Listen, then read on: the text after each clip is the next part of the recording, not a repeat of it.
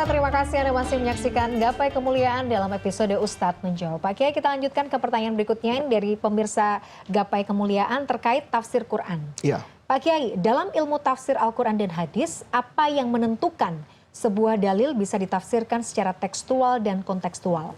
Kemudian, apabila ada ayat yang terlihat saling bertentangan, bagaimana pula para ahli tafsir menyikapinya? Tafadhol. Saya jawab dari yang belakangan itu. Oh, boleh. Dalil itu sebetulnya pada hakikatnya di sisi Allah itu tidak ada yang bertentangan. Yang bertentangan itu pemahaman saya terhadap dalil itu. Dan gitu. Penafsiran itu. Jadi yang berbeda itu bukan dalilnya, tapi pemahaman kita terhadap dalil. Kalau kita memiliki pemahaman yang baik terhadap dalil, maka dia nanti tidak akan bertentangan. Ini supaya mudah, saya minta slot waktu pakai contoh. Misalnya begini, ada orang bertanya, saya kalau ada orang meninggal itu tahlilan apa enggak? Doa kepada orang meninggal itu sampai atau tidak? Misalnya amalan orang hidup itu sampai enggak kepada orang yang sudah meninggal? Maka ada orang mengatakan enggak sampai. Kenapa? Ada ayat Quran bilang wa an laisa lil insani illa ma sa'a, dan tidaklah buat setiap orang kecuali apa yang sudah dia kerjakan. Kalau sudah dia usahakan selesai, mati ya sudah selesai. Nah, tapi kan ada ayat lain yang bunyinya misalnya Rabbana ighfir lana dzunubana wal ikhwanina alladzina sabaquna bil iman. Itu kan doa orang yang hidup kepada orang yang meninggal. Satu. Ada hadis Nabi idza mata ibnu adama in qata amaluhu illa min salatin. Shadaqah jariyah. Saya sumbang karpet masjid.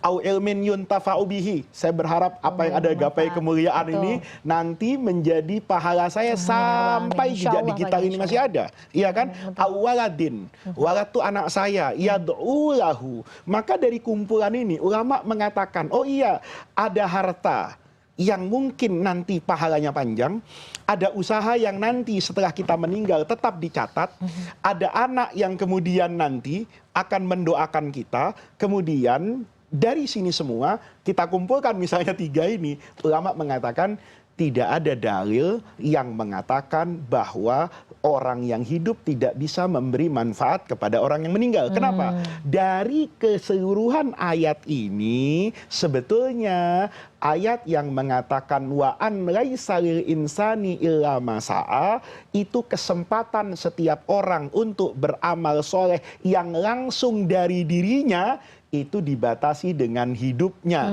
Begitu sudah meninggal dia nggak bisa sholat.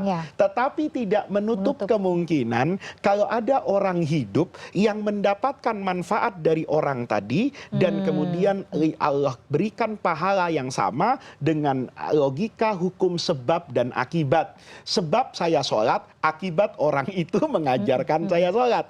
Sebab anak saya itu ada karena akibat saya dulu menikah dengan istri saya. Nah, yang seperti ini menjadikan dalil yang kelihatannya bertentangan sejatinya tidak bertentangan. Sampai kapan dia bertentangan? Ya sampai saya tidak paham. Sampai kapan itu menjadi akur? Ya sampai saya menemukan pemahaman. Pemahaman ini pun tidak akan sama. Saya memahami ke kanan, mungkin Mila memahaminya ke kiri. Dan itu biasa. Itu namanya at-ta'arud. Semua dalil yang kelihatannya bertabrakan dalam agama, tabrakannya itu di mata orang alim, bukan di mata Allah. Gitu. Jadi lebih kepada kemampuan menafsirkan setiap orang aja yang masih terbatas ketika masih makanya kan sering saya katakan di Gapai Kemuliaan jangan baca 1, 2, 3, 4 ayat kemudian berfatwa. Ya, karena boleh jadi ayat yang ini ditafsirkan dengan menggunakan ayat itu, dengan logika ini, dengan hadis ini, dengan sirah nabawiyah sehingga dia tidak menjadi bertentangan. Itu paruh yang pertama. Yang kedua, bagaimana ini teks dan konteks. Kan gitu kan? Nah, teks dan konteks ini kalau kita pelajari dalam ilmu tafsir, usul fikih dan sebagainya itu panjang. Tapi yang ingin saya katakan, kapan satu ayat atau satu hadis itu bisa ditafsirkan secara kontekstual?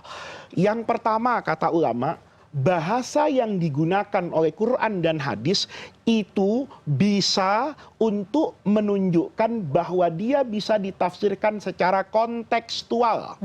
Jadi kalau secara bahasanya tidak bisa ditafsirkan kecuali dengan satu tafsir teksnya, maka jangan kemudian menafsirkan itu secara kontekstual. Misalnya, Harus pakai contoh. pakai biar contoh paham. supaya mudah, ya. Tongkat Nabi Musa, Ya. iya kan?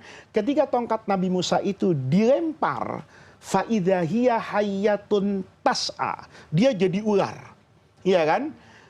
Kata Allah, hudha wala takhaf, ambil, jangan takut lagi. Karena begitu dilempar Nabi Musa takut. Loh, saya nggak nyangka ya Allah, tongkat yang saya pakai berdiri, saya kelonin bisa waktu jadi. tidur, ternyata ular.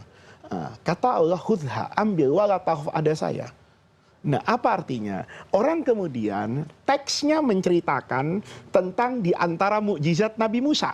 Tongkat bisa menjadi ular. Konteksnya bisa jadi, hati-hati loh.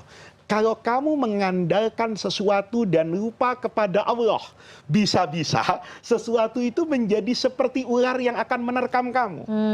Dari mana ini? Dari bahasanya, dari Oke, siapul paham. ayat redaksinya. Dari teksnya. Gimana Oke. teksnya? Kan Allah suruh maka Jibril nanya, wa matil kabiyamini kaya Musa. Musa, di tangan kananmu tuh ada apa? Dijawab kan di surah Toha itu, hiya asoya. Itu tongkat saya ya Allah. Untuk apa Musa tongkat itu? Atawakkau alaiha. Kalau saya jalan capek, maka saya menyandar kepada tongkat. Wa ahussu biha ala ghanami. Saya ini di jalan nemu kambing banyak, maka untuk mengatur kambing itu saya gunakan tongkat saya. Waliya fiha ma'aribu ukhra. Banyak manfaatnya di tongkat itu. Lupa Nabi Musa tidak menyandarkan itu kepada Allah. Oke. Gitu loh. Kata Allah, ingat Musa ya, sesuatu yang tidak disandarkan kepada saya, yang kelihatannya baik, bisa jadi ular loh yang menerkam kamu. Nah, ini namanya kontekstual gitu loh. Tongkat itu diartikan, misalnya untuk memukul hewan tadi tuh ngatur, berarti kekuasaan kan? Kata Allah, hati-hati loh, kekuasaan tuh bisa kayak ular. Kamu jadi presiden, kamu jadi bupati, kamu jadi lurah, tidak kaitkan itu dengan Allah, salah-salah, apa yang kamu peluk itu, apa yang kamu genggam, jadi ular yang bisa memakan kamu. Tapi begitu kamu ingat sama Allah, wala takhaf, jangan takut, sanu'iduha siratahal ula, akan Allah kembalikan kepada fungsi asalnya, kembali jadi tongkat, tidak lagi ular. Nah, itu namanya tafsir kontekstual. Kenapa? Karena aspek bahasanya memungkinkan.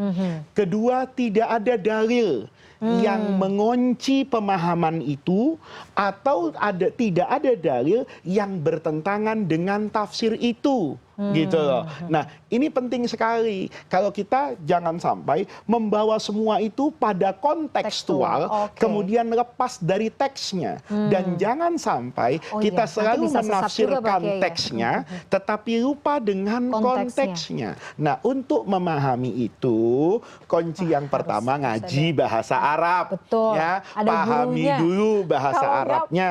repot Setelah pasti. bahasa Arabnya benar, punya kemampuan mengerti balaghah, majas, hakiki, semuanya itu. Kemudian belajar usul fikih, belajar semua perangkat itu, ya. Kemudian mencoba menafsirkan Al-Quran dengan teks dan konteksnya, ya, maka dia akan menjadi orang yang benar. Tapi kalau dia hanya mengikuti hawa nafsunya, konteksnya, misalnya gini, ada orang memahami bahwa Rasulullah dulu kalau ada orang mencuri itu dipotong tangannya.